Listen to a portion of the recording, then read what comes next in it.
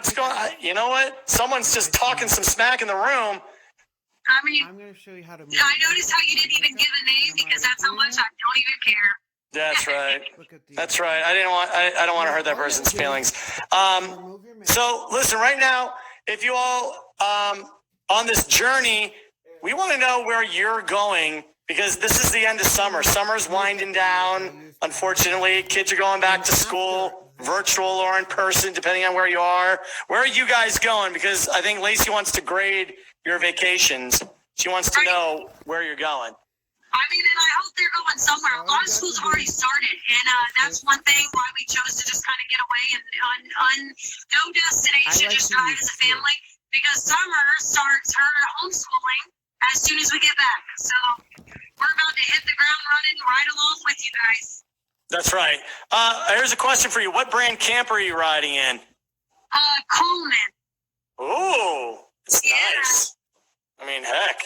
That's pretty amazing.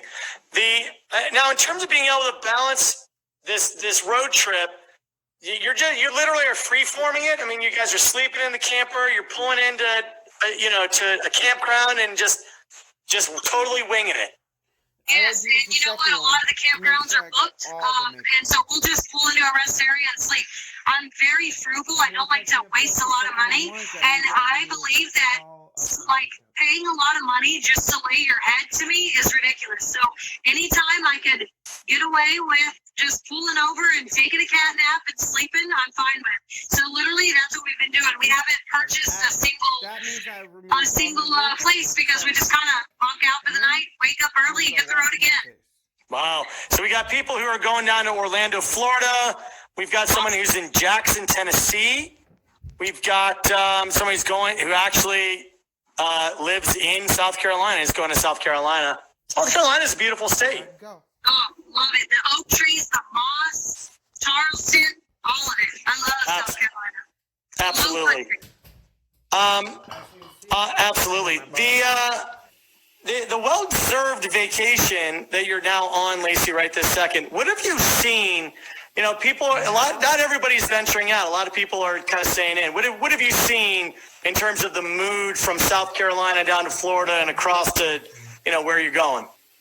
You know what, John? It's really funny because in South Carolina, the mask, like everybody has, like they're very, very strict about the mask.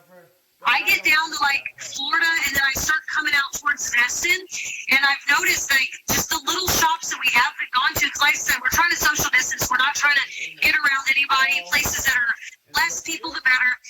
And they're really not, enforcing the mask from what I've seen, which was crazy to me because where I'm from and what we do, we always have, they enforce it, So yeah, I mean, it's been pretty interesting just to see the different towns, the different cities.